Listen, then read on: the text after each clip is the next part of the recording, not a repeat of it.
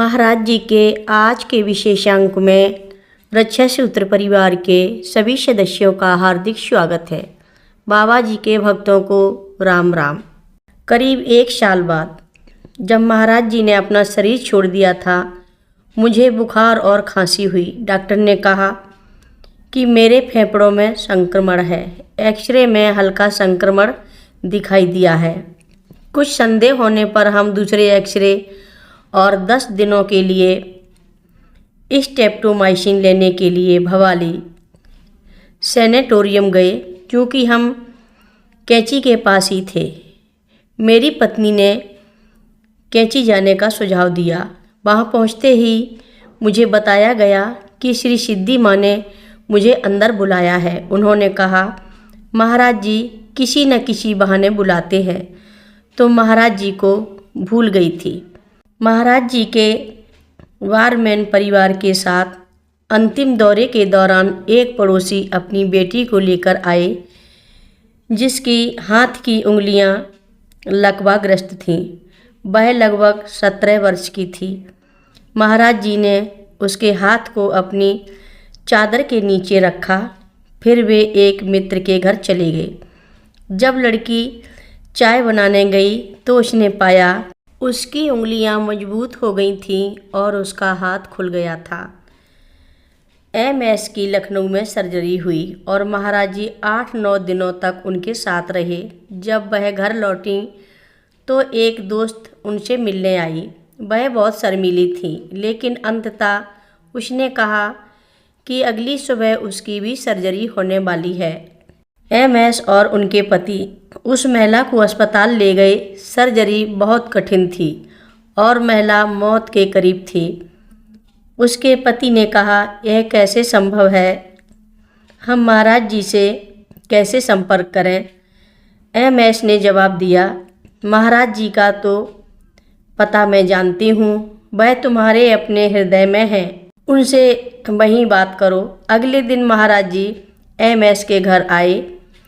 वह स्वस्थ नहीं दिखाई दे रहे थे, इसलिए सबने उनसे डॉक्टर से मिलने और पेनिसिलिन लेने का अनुरोध किया, लेकिन उन्होंने अस्पताल में भर्ती MS की दोस्त का जिक्र नहीं किया।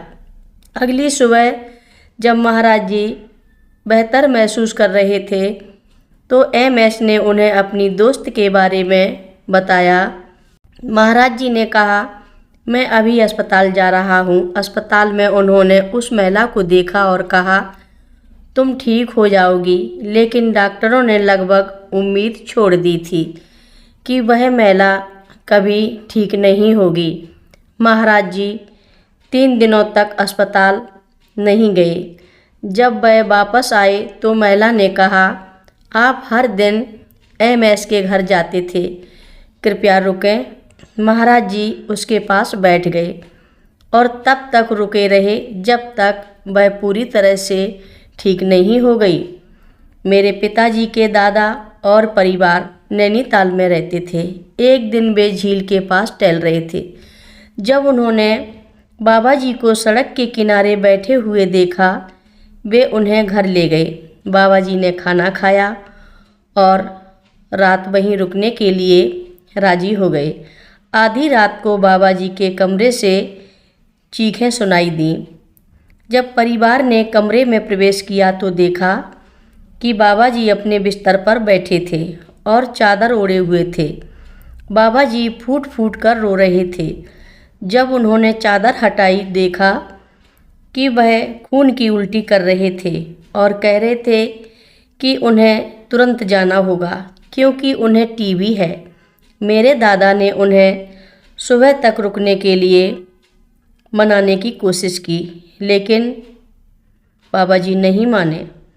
अंत में मेरे दादा ने मेरे पिता और उनके भाई को बाबा जी को जहाँ भी जाना हो वहाँ छोड़ने को कहा। उन्होंने लगभग 1 मील चलने के बाद एक आदमी को लालटेन लिए उनकी ओर आते देखा। बाबा जी ने उस आदमी को देखकर इशारा किया कि वह उनके आने की प्रतीक्षा कर रहे थे। मेरे पिता ने उस आदमी से पूछा कि वह कौन है। उसने बताया कि वह दूसरे शहर से आए हैं बाबा जी की तलाश में, क्योंकि बाबा जी का एक भक्त जो टीबी से मर रहा था उनसे मिलने की आखिरी इच्छा व्यक्त कर रहा था। जब वे उस भक्त के पास पहुँचे तो पता चला कि वह ठीक हो चुका था।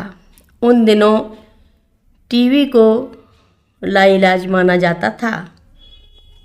हर रोज़ महाराज जी की कथाएं सुनने के लिए सभी भक्तों का धन्यवाद। सभी भक्त रक्षा सूत्र चैनल को सब्सक्राइब करें, शेयर करें, लाइक करें, घंटी बजाना ना भूलें। कमेंट बॉक्स में लिख भेजें जय नीव करोरी बाबा जी महाराज। सभी भक्त मिलकर बोलो नीव करोरी बाबा जी महाराज की जय जय बोलो। सिद्धि माता की जय जय बोलो। जय श्री राम बोलो।